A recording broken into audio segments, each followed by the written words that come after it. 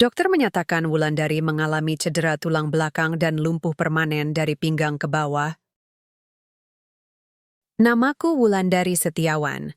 Dulu aku dikenal sebagai salah satu arsitek termuda yang pernah memenangkan penghargaan nasional untuk desain hunian berkelanjutan. Aku lulus dengan predikat cum laude dari ITB, bekerja di firma ternama di Jakarta, punya tim yang solid, dan mimpi membangun kota masa depan yang ramah lingkungan. Tapi sekarang aku hanya istri Danang Baskoro, saudagar kaya raya yang namanya sering muncul di majalah bisnis dan daftar 100 orang terkaya versi Forbes. Indonesia. Aku tinggal di sebuah rumah megah di kawasan Pondok Indah, Jakarta Selatan. 2 lantai, dengan taman luas yang dirawat oleh 3 pekerja taman, kolam renang pribadi, dan lift khusus yang dulunya kubangun untuk nenekku yang sudah tiada. Rumah ini adalah mahakarya Danang. Elegan, mewah, tapi dingin. Seperti hubungan kami. Dulu sekali, aku pikir aku bahagia. Aku meninggalkan karirku bukan karena tekanan, tapi karena pilihan. Danang bilang, aku ingin istriku fokus pada rumah tangga, bukan rapat di kantor sampai malam. Aku percaya. Aku pikir, cinta sejati adalah pengorbanan. Aku rela melepas jabatan manajer proyek, melepas tim yang sudah seperti keluarga, melepas mimpi membangun gedung-gedung publik yang bisa menyentuh rakyat kecil. Semua demi dia. Dan untuk beberapa tahun, rasanya sepadan. Kami sering liburan ke Bali, Singapura, bahkan Paris. Foto-foto kami di Instagram selalu dipuji. Couple goals, hidup sempurna. Wajahnya pas banget, rezekinya pas banget. Tapi, hidup yang sempurna itu ternyata hanya kulitnya saja. Awalnya, aku merasa ada yang aneh sejak 6 bulan terakhir. Danang mulai sering pulang larut, kadang tanpa kabar. Alasannya selalu sama. Meeting molor, sayang, bisnis lagi panas. Aku percaya. Sampai suatu malam, aku melihat jam tangan Rolex-nya, yang katanya hilang di Bali. Ternyata ada di tangan Kenanga. Kenanga, sahabatku sejak kuliah. Teman yang dulu menangis bersamaku saat ayahku meninggal. Orang yang kuantar ke rumah sakit waktu dia keguguran. Orang yang kubantu saat dia bangkrut usaha cateringnya. Aku bahkan yang memperkenalkannya pada Danang. Dan kini, jam tangan suamiku ada di pergelangannya. Aku pura-pura tidak tahu. Tapi hatiku bergetar. Beberapa hari kemudian, aku mulai memperhatikan. Kenanga tiba-tiba sering datang ke rumah, padahal dulu hanya seminggu sekali. Kini hampir setiap hari. Ia bawa kue, bunga, atau sekadar ngobrol sambil minum teh. Ia selalu datang saat Danang sedang rapat penting. Tapi aku tahu, dari notifikasi di ponselku yang terhubung ke wifi rumah, bahwa mobil Danang tidak pernah keluar garasi, aku mulai mengintai. Suatu malam saat hujan deras, aku mendengar suara tawa dari taman belakang, suara Danang, dan suara Kenanga. Aku mengintip dari jendela kamar tidur. Hujan membuat kaca berkabut, tapi aku bisa melihat jelas. Mereka berdiri di bawah kanopi taman, saling berpelukan. Danang mencium Kenanga, lama, penuh gairah, dunia berhenti. Aku mundur perlahan, jantung berdebar kencang, napas tersengal. Aku ingin berteriak, tapi takut. Aku ingin menampar mereka, tapi aku takut kehilangan apa-apa. Aku terpeleset. Kaki kananku terantuk tangga marmer yang licin. Tubuhku terjatuh. Kepala membentur ujung meja marmer di dekat tangga. Pusing, gelap. Yang terakhir kuingat adalah suara teriakan Kenanga. Wulan, Wulan, kamu baik-baik saja? Tapi suaranya tidak panik. Tidak seperti orang yang baru melihat sahabatnya terjatuh. Suaranya datar, dingin, seolah ini sudah direncanakan. Aku terbangun di rumah sakit. Cahaya terang menyilaukan. Tubuhku terasa berat. Ada selang di tangan, monitor berdetak cepat. Danang duduk di sampingku, memegang tanganku, matanya merah. Sayang, kamu sudah sadar? Katanya, suaranya bergetar. Aku mencoba bergerak, tapi aku tidak bisa merasakan kakiku. Aku lumpuh? Tanyaku pelan. Dokter masuk. Seorang pria parubaya, tampaknya senior. Ia memperkenalkan diri sebagai Dr. Hartono, dokter spesialis saraf. Bu Wulandari, Anda mengalami cedera serius di tulang belakang bagian lumbar. CT scan menunjukkan kompresi pada saraf L1 L2. Sayangnya, kerusakannya permanen. Anda tidak akan bisa berjalan lagi. Aku menangis, tidak karena rasa sakit, tapi karena ketidakadilan. Aku rela melepas karier, melepas dunia, demi cinta. Dan kini, di saat aku paling rapuh, aku dikhianati, dan Tuhan menghukumku dengan kehilangan gerak, atau apakah ini bukan hukuman? Karena saat aku menutup mata, aku melihatnya lagi, kenanga. Saat Danang memanggil dokter, ia berdiri di balik pintu, dan ia tersenyum, senyum kecil, senyum puas, seperti orang yang baru menang taruhan. Aku pura-pura tertidur. Tapi di dalam hati, pertanyaan itu terus menghantam. Apakah kecelakaan ini benar-benar kecelakaan? Dan mengapa mereka begitu cepat menerima vonis lumpuh? Beberapa hari kemudian, aku dipindahkan ke rumah. Kamar tidur utama diubah menjadi ruang perawatan. Tempat tidur khusus, kursi roda elektrik, alat bantu napas. Danang memanggil perawat siang malam. Tapi yang paling sering datang adalah kenanga. Ia datang setiap hari. Membawakan makanan, memijat tanganku, bercerita tentang masa depan yang indah bersama Danang. Untukmu, Wulan, agar kamu tenang dan bisa fokus sembuh. Tapi aku tidak percaya. Aku mulai mengamati. Aku perhatikan cara kenanga memandang. Danang! Cara Danang menyentuh lengannya saat mengira aku tidur. Cara mereka berbicara dengan kode. Rapat besok sudah diatur. Semua dokumen sudah aman. Dia tidak akan pernah tahu. Siapa dia? Aku? Atau seseorang lain? Aku mencoba menggerakkan jari kakiku. Tidak bisa. Tapi suatu malam, saat listrik padam dan perawat sedang tidur, aku merasakan sesuatu.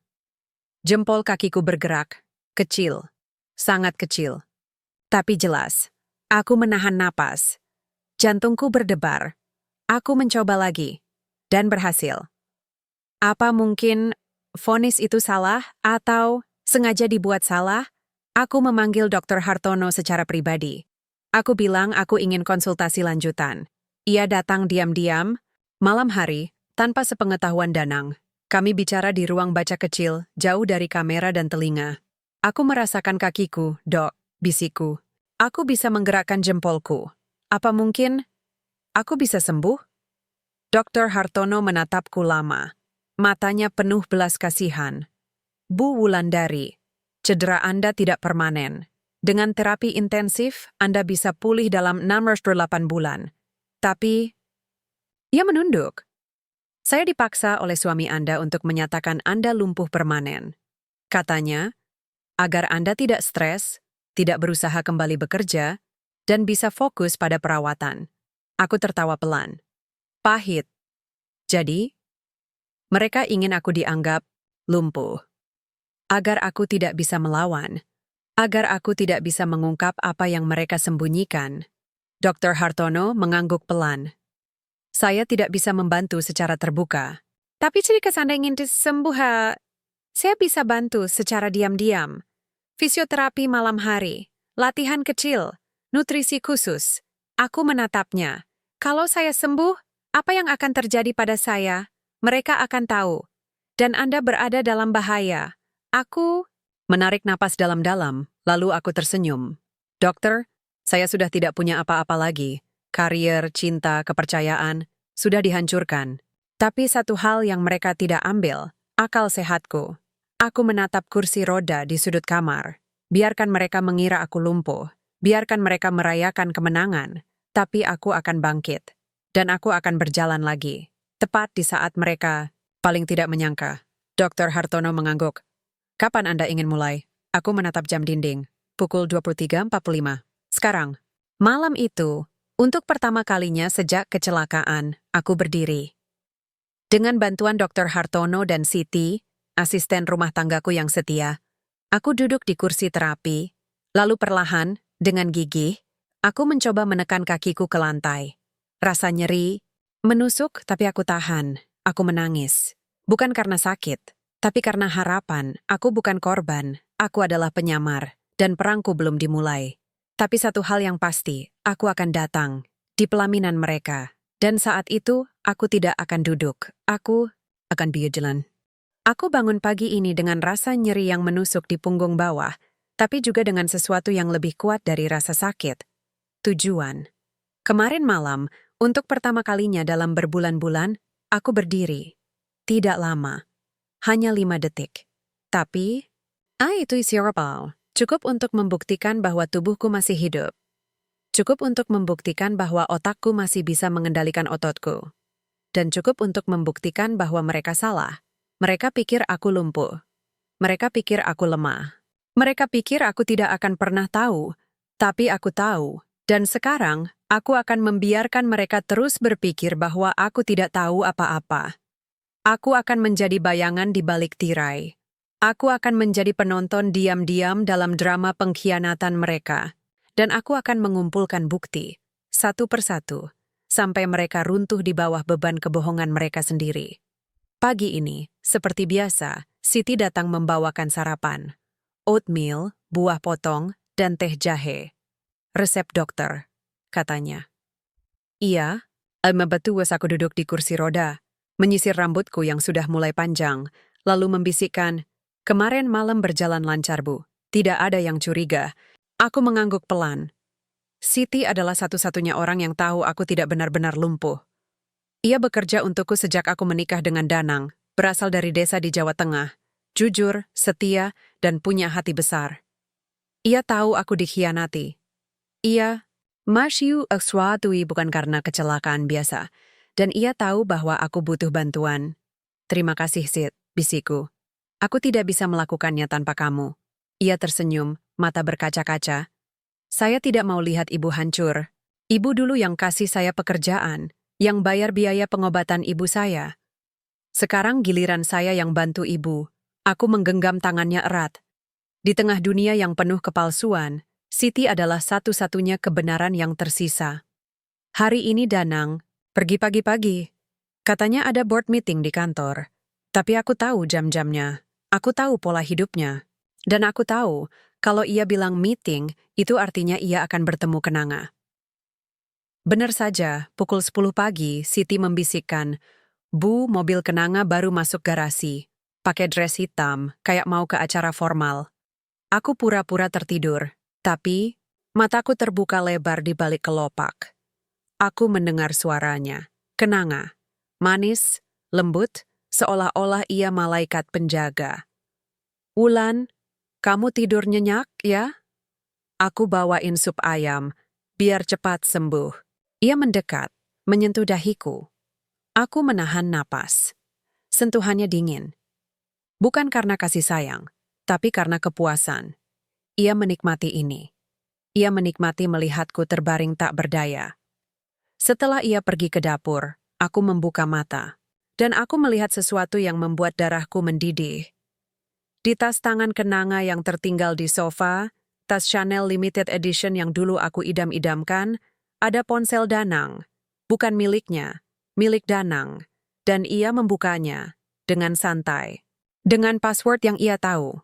Aku menyuruh Siti mengambil ponsel cadikanku, yang sengaja kusimpan di laci meja, dan merekam dari jarak jauh lewat kamera tersembunyi di vas bunga. Aku melihatnya membuka galeri. Foto-foto mereka, di hotel, di kapal pesiar, di restoran mewah, semua tanggalnya baru. Beberapa di antaranya diambil setelah aku lumpuh. Lalu ia membuka aplikasi perbankan. Aku melihat transfer. Tatin dari 2 miliar dari rekening Danang ke rekening Kenanga. Keterangan. Investasi bisnis baru. Bisnis baru? Aku tahu tidak ada bisnis. Itu uangku. Uang warisan ayahku yang kusimpan di rekening bersama. Dan kini, mereka mengurasnya. Malam harinya, setelah semua orang tidur, Dr. Hartono datang. Lagi, kali ini membawa alat terapi kecil, bola latihan, pita elastis, dan obat penurun peradangan. Kita mulai dari yang dasar dulu, Bu Wulan, katanya pelan. Gerakan kaki, otot paha, dan keseimbangan. Jangan terburu-buru. Kalau Anda ketahuan, risikonya besar. Aku mengangguk.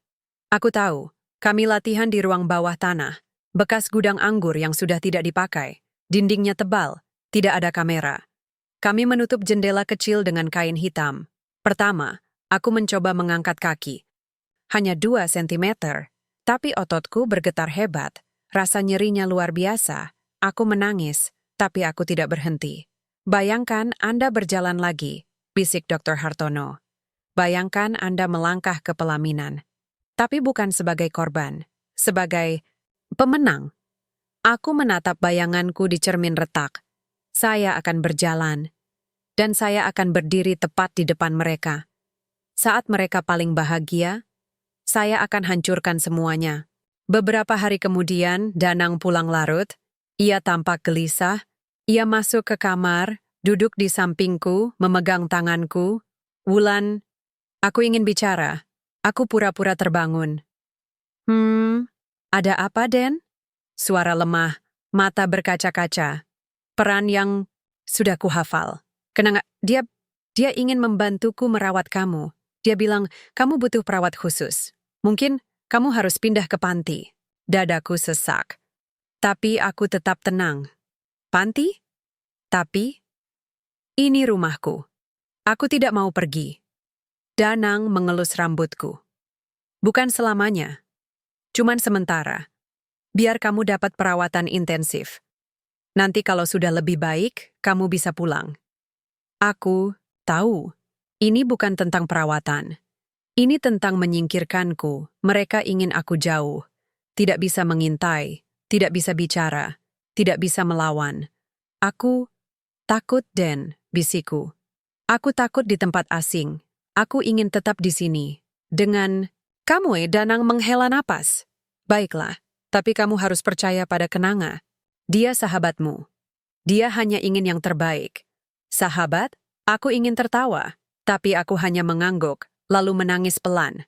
Setelah ia pergi, aku menulis di buku catatan rahasiaku. Mereka ingin membuangku. Artinya, mereka merasa aman. Artinya, aku harus lebih cepat. Aku mulai memasang kamera tersembunyi. Siti membantuku. Kamera kecil seukuran kancing terpasang di jam dinding ruang tamu, di vas bunga, bahkan di gantungan kunci mobil Danang. Hasilnya, malam itu kamera menangkap Danang dan Kenanga berdebat di ruang kerja. Kamu terlalu sering ke sini, bisik Danang. Kalau Wulan curiga, dia tidak akan pernah curiga, potong Kenanga. Dia lumpuh, otaknya lemah. Dia bahkan tidak tahu kita sudah transfer uang ke rekening offshore. Aku menatap layar. Napasku berhenti. Offshore, mereka sudah merencanakan pelarian. Lalu, suara Kenanga lebih pelan. Lagi pula, dokter bilang dia tidak akan bertahan lebih dari 2 tahun. Stres, depresi, organ melemah. Kita tinggal menunggu. Aku menutup mulutku agar tidak menjerit. Mereka tidak hanya ingin selingkuh. Mereka ingin aku mati, tapi malam itu sesuatu terjadi. Listrik padam karena hujan lebat. Siti lupa menyalakan genset. Aku terbangun, ingin memanggilnya, tapi kakiku bergerak sendiri. Aku mencoba menginjak lantai. Dan aku bisa. Aku berdiri. Tidak sempurna. Gemetar. Tapi aku berdiri. Aku merangkak ke kamar mandi, melihat diriku di cermin. Wajahku pucat, mata cekung, tapi matanya menyala. Aku bukan lagi Wulandari si istri yang lemah. Aku bukan lagi Wulandari si korban. Aku adalah Wulandari yang bangkit dari kematian yang direncanakan. Aku kembali ke tempat tidur sebelum listrik menyala. Tapi hatiku sudah berubah. Esok harinya, aku memanggil Dr. Hartono. Saya ingin latihan 2 kali seminggu. Dan saya butuh bantuan lain. Saya butuh seseorang yang bisa menyimpan bukti. Jika sesuatu terjadi padaku, dunia harus tahu. Dr. Hartono mengangguk. Saya kenal seorang jurnalis. Mantan murid saya, jujur, berani. Tapi ini berbahaya, Bu. Saya tahu, kataku. Tapi lebih berbahaya jika aku diam. Beberapa hari kemudian, Siti membisikkan kabar yang membuat darahku membeku. Bu, Pak Danang dan Mbak Kenanga. Mau nikah? Aku menatapnya. Apa? Rencana pernikahan. Di Hotel Mulia. Tamu undangan sudah dikirim. Katanya, biar Mbak Kenanga bisa resmi jadi penanggung jawab perawatan ibu. Aku tertawa. Pahit, mereka. Hangen Riers. Di tengah kemewahan. Di depan semua orang, seolah-olah tidak ada dosa, seolah-olah aku tidak ada, tapi aku ada, dan aku akan datang, tidak di kursi roda, tapi berjalan. Aku tidak menangis saat mendengar kabar pernikahan mereka. Aku tidak berteriak. Aku hanya duduk di kursi roda, memandang langit-langit kamar, dan menghitung detak jantungku.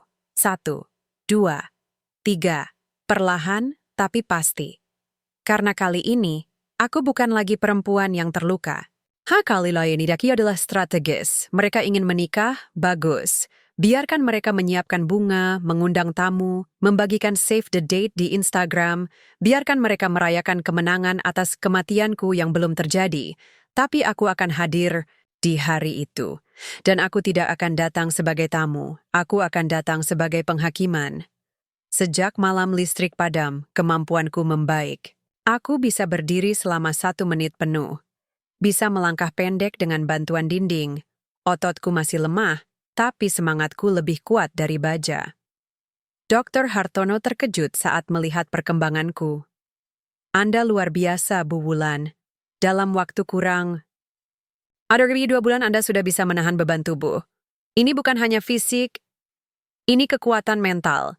Aku tersenyum tipis. Ini bukan kekuatan. Ini dendam yang terlatih. Kami mulai meningkatkan intensitas terapi. Latihan keseimbangan, penguatan paha, dan koordinasi tangan kaki. Aku bahkan mulai latihan berjalan di atas matras tipis agar tidak menimbulkan suara.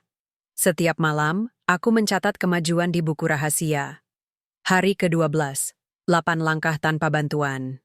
Rasa nyeri berkurang 30%. Hari ke-15, bisa naik turun 3 anak tangga diam-diam. Siti membantuku menyembunyikan semua alat terapi di balik rak anggur tua. Ia juga mulai memasang micro SD dari kamera tersembunyi ke ponsel cadikanku, lalu mengunggah semua rekaman ke cloud yang hanya bisa diakses oleh 2 orang. Aku dan Aryo, jurnalis yang direkomendasikan Dr. Hartono Dario, datang diam-diam malam itu. Ia muda, sekitar 30 tahun, berkacamata, tenang, tapi matanya tajam. Ia membawa tas laptop dan tidak banyak bicara. Saya sudah lihat rekamannya, katanya pelan. Ini bukan hanya perselingkuhan. Ini konspirasi kejahatan. Aku mengangguk. Mereka ingin ambil hartaku. Mereka ingin aku mati. Dan mereka ingin menikah di atas puing hidupku. Aryo menatapku. Kalau kita bocorkan sekarang, mereka akan menghancurkan bukti. Tapi kalau kita tunggu sampai pernikahan mereka, itu akan jadi momentum paling dramatis. Tepat, kataku. Dan aku akan berjalan ke pelaminan mereka. Di depan 500 tamu. Di depan kamera. Di depan dunia. Aryo tersenyum tipis. Anda bukan korban. Anda adalah aktor utama dalam pembalasan terbaik yang pernah saya lihat. Tapi semakin dekat aku pada kebenaran, semakin berbahaya lingkunganku. Suatu pagi, Kenanga datang membawa hadiah. Sebuah smartwatch kesehatan. Ini bisa pantau detak jantung, tekanan darah, bahkan deteksi jatuh.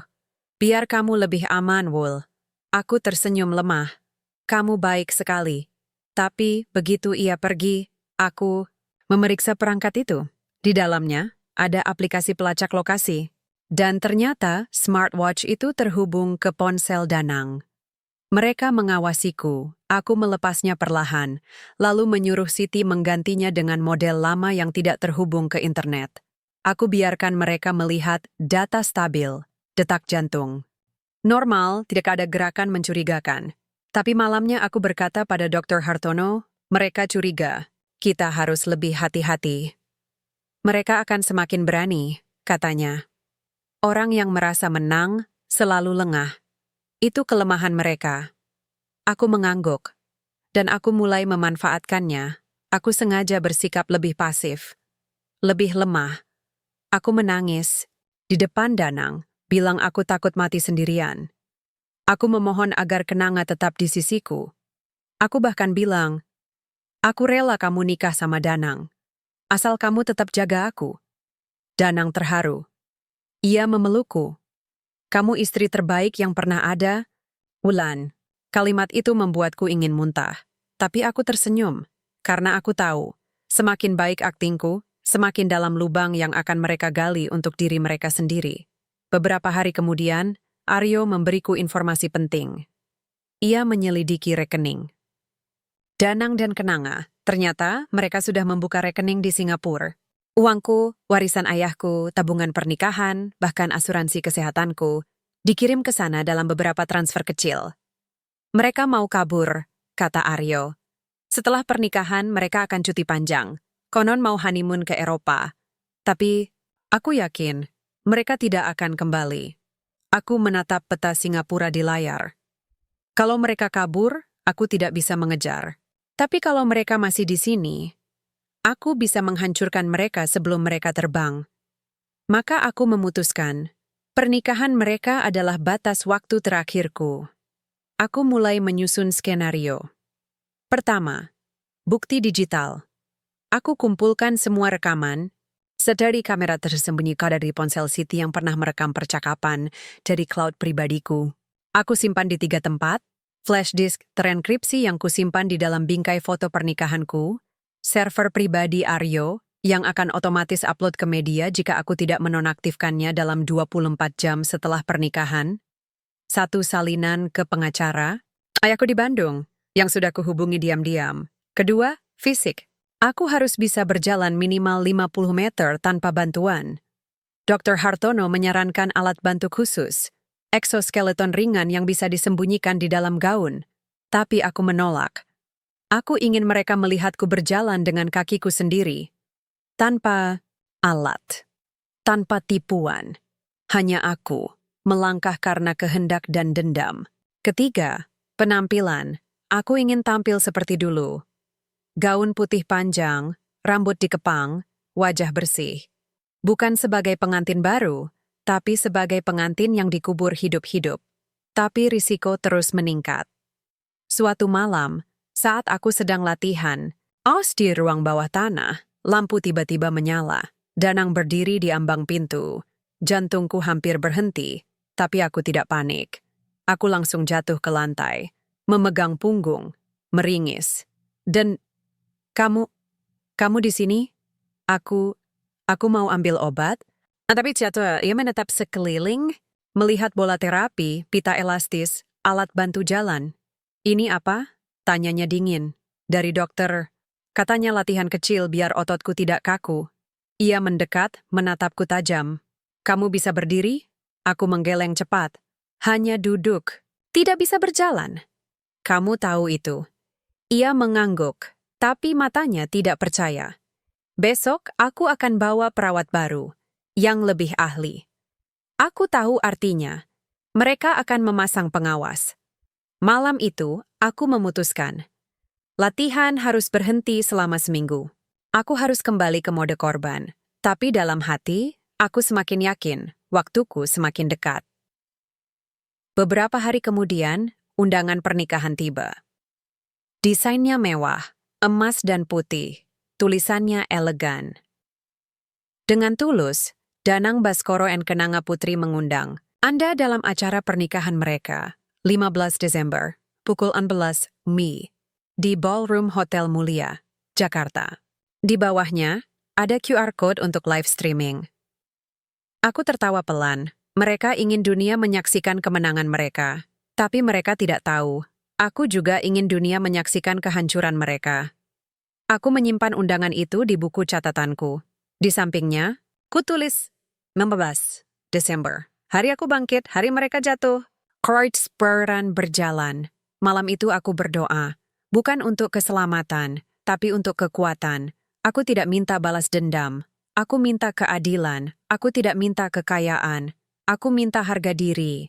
Aku tidak minta cinta. Aku minta pengakuan bahwa aku tidak lemah. Dan aku tahu, di hari itu, ketika aku melangkah masuk ke ballroom dengan gaun putih lama, dengan kepala tegak, dengan suara yang tidak lagi bergetar, aku bukan lagi istri yang dikhianati, aku adalah badai yang mereka tidak lihat. Datang. Tinggal 14 hari sebelum mereka menikah, 14 hari sebelum aku menghancurkan dunia mereka, aku duduk di kursi roda, memandang kalender yang tergantung di dinding kamar. Aku telah lingkari tanggal 15 Desember dengan spidol merah. Di bawahnya, aku tulis Satu kalimat. Hari aku berjalan kembali. Hari mereka berlutut. Tubuhku masih lemah. Setiap pagi, rasa nyeri di punggung bawah, seperti pisau yang mengiris perlahan, tapi aku tidak peduli. Rasa sakit itu bukan halangan. Itu adalah pengingat. Pengingat bahwa aku pernah jatuh. Dan bahwa aku harus bangkit lebih tinggi dari sebelumnya. Latihan. Terapi kini harus dilakukan dengan lebih hati-hati. Sejak Danang memasang perawat baru, seorang wanita bernama Rina yang selalu membawa tablet dan mencatat setiap gerakanku, aku tidak bisa lagi turun ke ruang bawah tanah. Tapi aku punya rencana. Siti membantuku memodifikasi kamar mandi. Kami memasang pegangan khusus di dinding dan karpet tebal agar tidak menimbulkan suara saat aku berlatih berdiri. Setiap malam, saat semua orang tidur, aku bangun perlahan, memegang dinding, dan mencoba melangkah. 5 langkah, lalu 10, lalu 15. Aku tidak sempurna, aku masih terjatuh, tapi aku bangkit lagi. Dan setiap kali jatuh, aku mengingat wajah Kenanga saat ia menyentuh Danang. Aku mengingat suara mereka saat berencana membunuhku secara perlahan. Dan aku bangkit, lagi dan lagi Aryo datang lagi malam ini. Kali ini membawa sesuatu yang membuat darahku mendidih. Salinan dokumen medis asli dari rumah sakit tempat aku dirawat setelah kecelakaan. Ini hasil CT scan dan MRI-mu, katanya pelan. Dokter lain yang kuminta untuk meninjau ulang menyatakan, tidak ada kerusakan permanen pada saraf tulang belakang. Hanya kompresi ringan yang bisa sembuh dengan terapi. Aku menatap kertas itu. Tanda tangan Dr. Hartono ada di sana. Tapi di bagian kesimpulan, tertulis, pasien memiliki potensi pulih penuh dalam 3-6 bulan dengan rehabilitasi intensif. Tapi di laporan resmi yang diserahkan ke Danang, tertulis, kerusakan saraf permanen. Prognosis, tidak dapat berjalan. Lagi, aku tertawa pahit. Jadi mereka menyewa dokter untuk memalsukan laporan? Aryo mengangguk. Danang punya pengaruh besar di rumah sakit itu. Dia donor utama. Mereka tidak berani menolak. Aku mengepalkan tangan. Ini bukan hanya perselingkuhan. Ini bukan hanya penggelapan uang. Ini konspirasi medis. Dan mereka menggunakan profesi yang seharusnya menyelamatkan nyawa untuk menghancurkan hidupku. Aku menatap Aryo. Sertakan ini dalam bukti dan unggah ke media nasional saat aku berdiri di pelaminan. Siap, katanya. Dunia harus tahu betapa liciknya mereka. Tapi ancaman terus mengintai. 3 hari lalu, Siti ketahuan menyimpan flash disk kecil di saku apronnya. Rina melihat, langsung melaporkan ke Danang. Aku cepat. Aku pura-pura marah pada Siti. Kamu ambil barangku tanpa izin? Itu isi data kesehatanku. Danang datang, memeriksa flash disk. Tapi yang ada di dalamnya hanyalah rekaman suara palsu. Suara dokter yang membaca hasil lab biasa. Hanya data kesehatan, katanya, melemparkan flash disk ke lantai. Tapi jangan ulangi, Siti. Kamu hampir dipecat. Siti menangis. Tapi aku tahu itu acting. Karena flash disk asli masih aman, di dalam bingkai foto ayahku, yang kusimpan di brankas kecil di balik lukisan keluarga. Namun insiden itu membuatku sadar. Mereka semakin waspada, dan itu berarti waktu berpihak padaku. Orang yang waspada seringkali lengah karena terlalu percaya diri. Malam itu, aku memanggil Dr. Hartono secara darurat. Aku butuh bantuan terakhir, kataku. Aku harus bisa berjalan minimal 100 meter tanpa bantuan. Dalam waktu 2 minggu, ia menghela napas. Itu sangat berisiko. Ototmu belum sepenuhnya pulih. Kalau kamu terlalu memaksakan, bisa kambuh. Bisa benar-benar lumpuh. Aku menatapnya.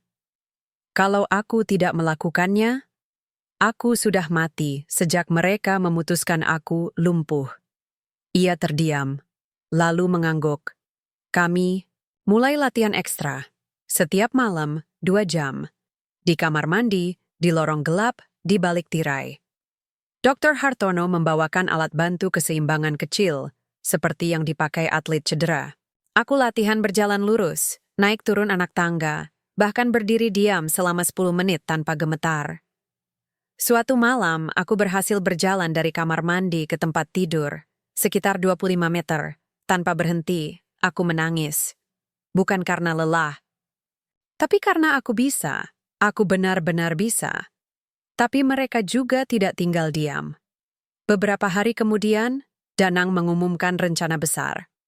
Wulan, mulai minggu depan, kamu akan dirawat di rehab center khusus. Ada tim fisioterapis terbaik. Dan aku kan sering menjenguk. Aku pura-pura senang. Benar, Den. Aku ingin sembuh. Tapi dalam hati aku tahu, ini jebakan. Rehab center itu bukan tempat penyembuhan. Itu adalah penjara. Tempat mereka bisa mengontrolku sepenuhnya. Tempat mereka bisa memutus hubunganku dengan Siti, dengan Dokter Hartono, dengan Aryo. Dan tempat mereka bisa mempercepat kematiannya. Maka aku memutuskan, aku harus mempercepat rencanaku. Aku tidak bisa menunggu hingga 15 Desember. Aku harus bertindak sebelum mereka memindahkanku. Aku menghubungi Aryo dan pengacaraku, Pak Darmo, lewat kode rahasia yang sudah kami sepakati. Bunga mulai mekar. Itu artinya, rencana dimajukan. Aryo membalas, aku siap siarkan dunia.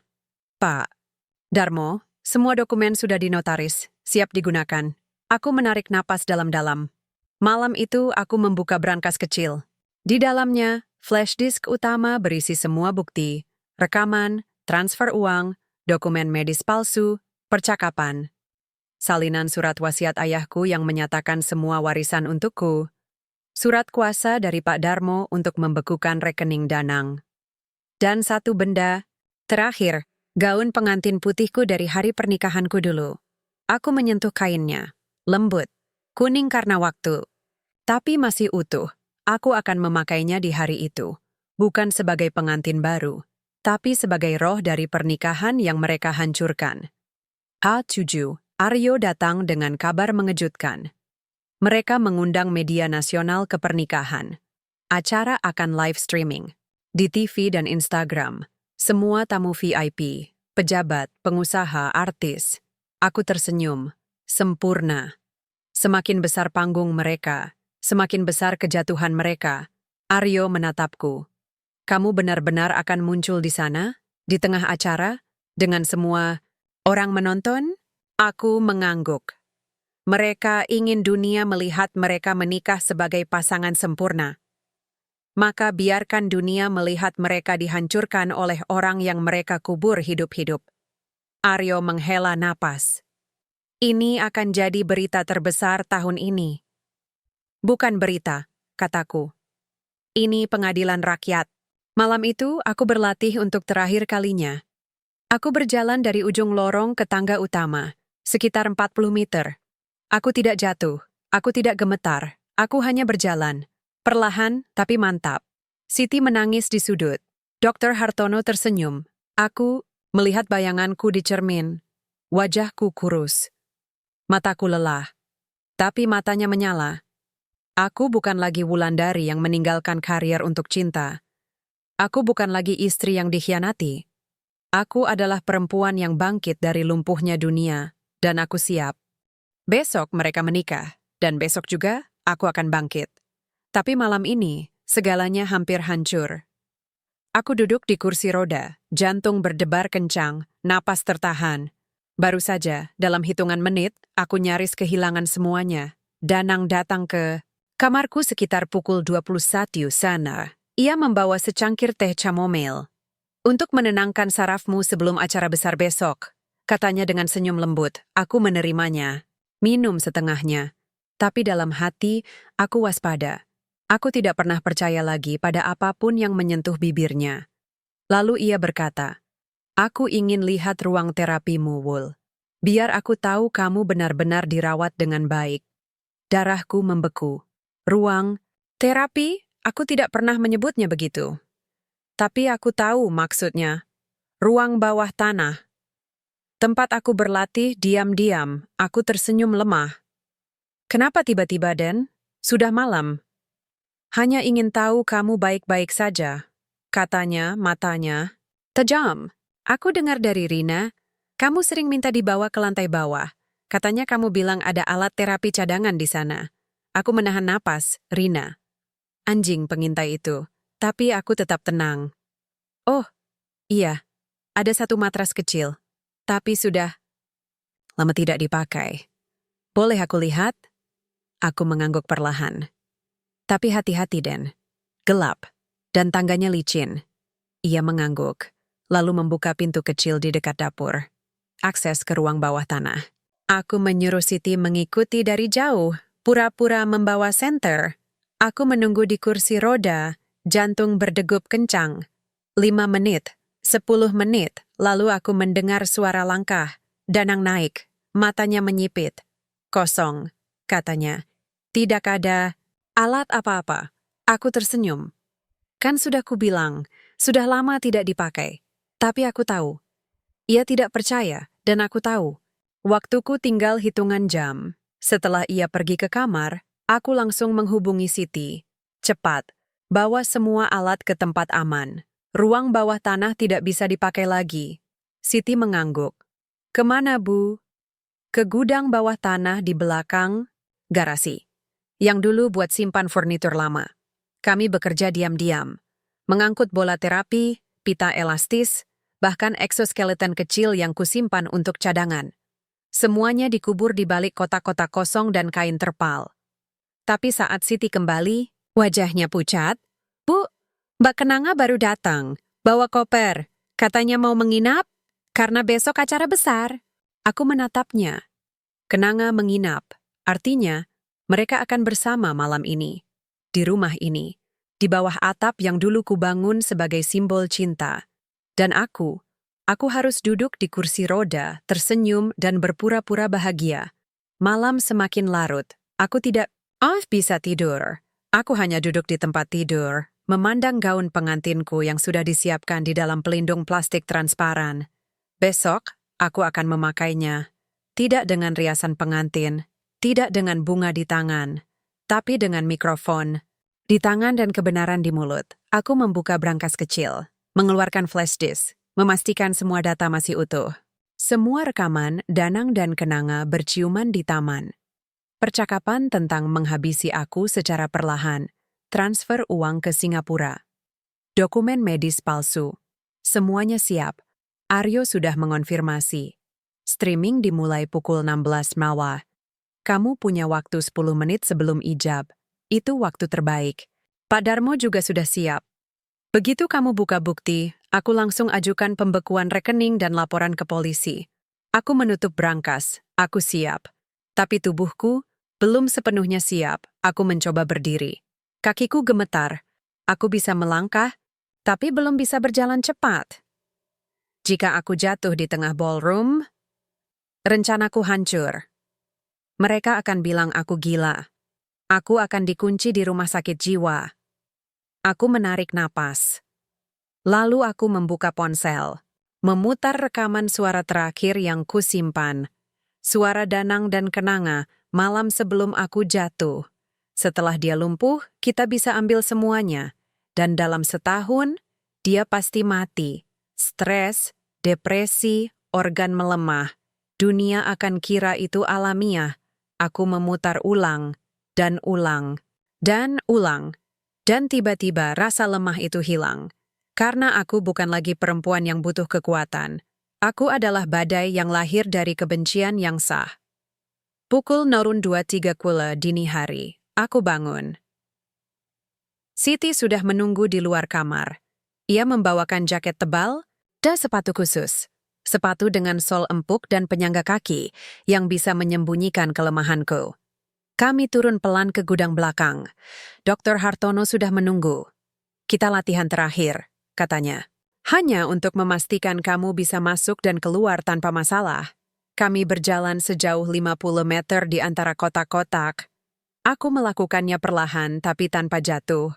Lalu aku mencoba berjalan lebih cepat dan berhasil. Dr. Hartono mengangguk. Kamu siap, Bu Ulan.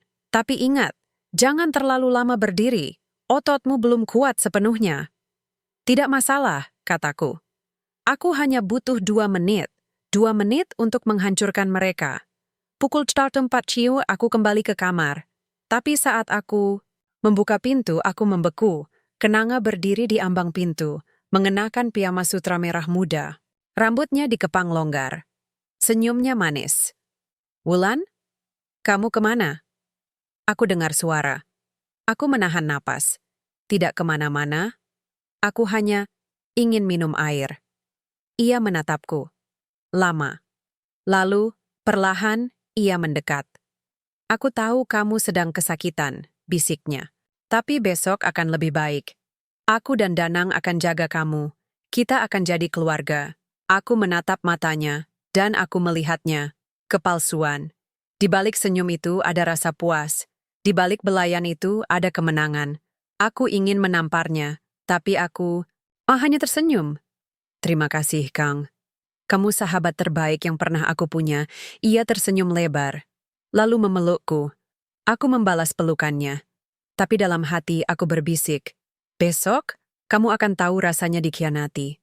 Besok kamu akan tahu rasanya dihancurkan dan didepan semua orang. Dan aku akan tersenyum. Seperti kamu tersenyum padaku malam ini. Pukul 9:21, aku kembali ke tempat tidur, mataku terbuka. Di luar, langit mulai memerah. Besok, matahari akan terbit, dan di bawah sinar itu, 2 orang akan kehilangan segalanya. Tapi aku akan mendapatkan kembali diriku.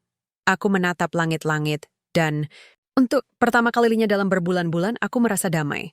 Karena besok bukan akhir. Besok adalah awal dari keadilanku. Langit Jakarta pagi ini biru cerah, tanpa awan. Seperti hari pernikahanku dulu. Seperti hari ketika aku masih percaya pada cinta, pada sahabat, pada janji. Tapi hari ini bukan hari pernikahanku. Hari ini adalah hari kematian mereka. Aku bangun lebih awal. Siti membantuku mandi, merapikan rambutku, mengenakan korset khusus yang menopang punggungku tanpa terlihat. Di luar, mobil ambulans palsu sudah siap. Sebenarnya hanya kendaraan sewaan Aryo, disamarkan agar tidak menimbulkan kecurigaan. Dokter, Hartono datang terakhir. Ia menatapku, matanya berkaca-kaca. Kamu benar-benar akan melakukannya? Aku mengangguk. Aku harus. Ia menyerahkan satu benda kecil, earpiece Bluetooth tersembunyi. Aryo akan membantumu dari luar. Dia bisa memberi isyarat jika sesuatu terjadi. Aku memasangnya perlahan. Lalu, aku membuka pelindung plastik. Gaun pengantinku. Putih. Sederhana. Tidak mewah seperti milik Kenanga yang pasti dibuat desainer ternama. Tapi ini adalah gaun yang kubuat sendiri saat masih arsitek. Karena aku percaya, cinta yang tulus tidak butuh kemewahan. Aku mengenakannya perlahan. Kancing demi kancing, seperti mengenakan baju zirah. Siti menatapku. Ibu, kamu seperti roh. Aku tersenyum. Bukan roh, aku nyata. Dan aku akan membuat mereka merasakan betapa nyatanya aku. Pukul 14.00. Mobil tiba di Hotel Mulia Ballroom sudah dipenuhi tamu. Pejabat, artis, pengusaha, keluarga Danang, bahkan mantan dosenku dari ITB. Semua tersenyum, berpakaian mewah, bersiap menyaksikan pernikahan impian. Aku duduk di kursi. Roda dibawa masuk lewat pintu samping. Untuk kenyamanan Wulan, katanya. Danang menyambutku. Dia mengenakan jas hitam sempurna, rambut rapi, senyum lebar. Kamu datang, Bul. Kamu hebat, katanya, memelukku. Aku menatapnya. Aku tidak akan melewatkan pernikahan sahabatku dan suamiku. Ia tertawa kecil. Kamu baik sekali. Aku ingin muntah. Kenanga datang, mengenakan gaun putih mutiara, rambut dihiasi bunga mawar emas. Ia terlihat seperti putri. Oh, Wulan, kamu datang, katanya. Memelukku erat. Aku mencium parfumnya. Parfum yang sama dengan yang dipakai Danang malam itu. Aku tidak akan pernah melewatkan momen bahagiamu, bisikku. Ia tersenyum, tapi matanya tidak bersinar. Hanya puas, mereka mengantarkanku ke barisan depan, tempat korban duduk. Di sampingku, ada Rina, si perawat pengintai, dan 2 orang asing yang pasti pengacara atau pengawal. Aryo mengirim pesan lewat earpiece. Streaming dimulai pukul 16 crowns. Semua saluran siap. Pak Darmo di posko. Kita tunggu sinyal. Aku mengangguk pelan. Jam terus berdetak. 15 tatibau, 15 apta 5. 15.55, lampu redup. Musik pengantin dimainkan. Kenanga masuk, diantar oleh saudaranya, senyum lebar, mata berkaca-kaca, palsu. Danang berdiri di pelaminan, tangan gemetar. Bukan karena gugup, tapi karena kemenangan. Penghulu naik ke mimbar. Saudara Danang Baskoro, apakah kamu bersedia menerima saudari Kenanga Putri sebagai istri? Aku menutup mata. Dan dalam hati, aku berdoa. Untuk ayahku yang mengajarku harga diri. Untuk diriku yang pernah percaya. Untuk semua perempuan yang dikubur hidup-hidup oleh orang yang mereka cintai. Lalu, saat penghulu hampir mengucapkan ijab, lampu padam, total tamu berteriak. Panik, tapi dari kegelapan suaraku terdengar. Pelan, tegas, jelas. Aku belum mati. Semua diam. Lampu menyala kembali. Dan di tengah ruangan, aku berdiri. Perlahan, tegak. Gaun putihku berkibar pelan. Aku melangkah. 1. Langkah, 2, 3. Tamu menatapku seperti melihat hantu. Beberapa menjerit. Beberapa merekam. Danang membeku. Kenanga terjatuh di tangga pelaminan. Aku terus melangkah. Menuju mereka. Menuju kebenaran.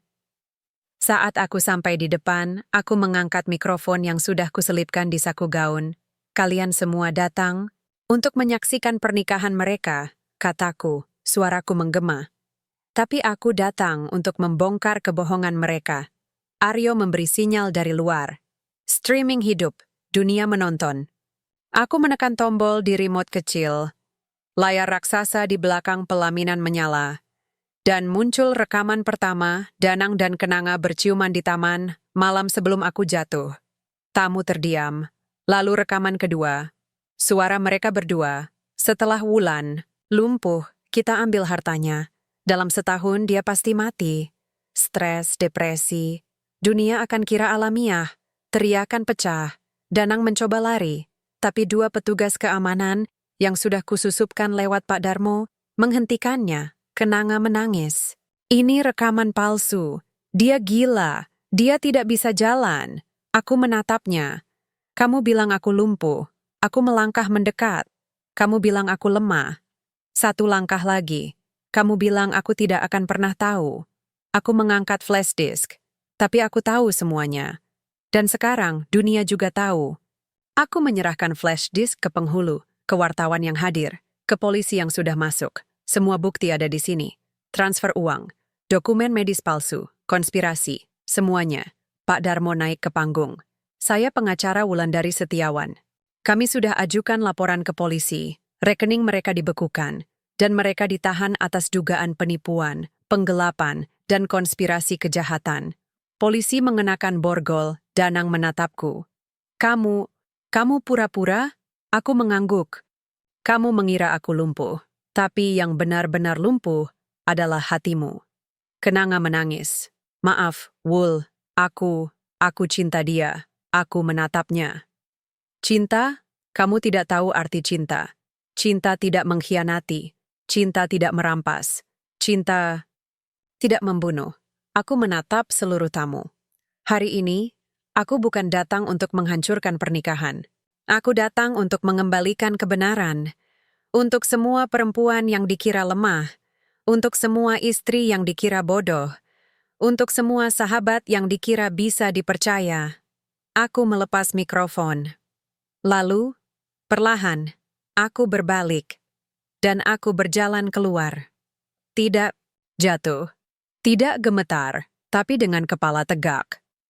Di belakang, teriakan, tangisan, dan sorotan kamera mengikuti. Tapi aku tidak menoleh, karena aku bukan lagi perempuan yang terluka. Aku adalah Wulandari Setiawan, mantan arsitek, mantan istri. Dan kini, wanita yang bangkit dari pura-pura lumpuh. Epilog 3 bulan kemudian, Danang dan Kenanga ditahan selama 7 tahun karena penipuan dan penggelapan dana. Rekening mereka di Singapura dibekukan. Harta yang dicuri dikembalikan. Aku kembali ke dunia arsitektur. Membuka firma, Wulan Design. Proyek pertamaku, membangun pusat rehabilitasi untuk perempuan korban kekerasan. Di dinding kantorku, kutulis kutipan yang kubuat sendiri. Ketika dunia mengira kamu lumpuh, berjalanlah. Ketika mereka mengira kamu mati, bangkitlah. Karena kebenaran tidak pernah bisa dikubur. Ia hanya menunggu waktu untuk muncul. Aku tidak pernah menikah lagi. Tapi aku tidak sendiri. Aku punya Siti, punya Dokter Hartono, punya Aryo, punya Pak Darmo, dan aku punya diriku sendiri. Yang paling penting,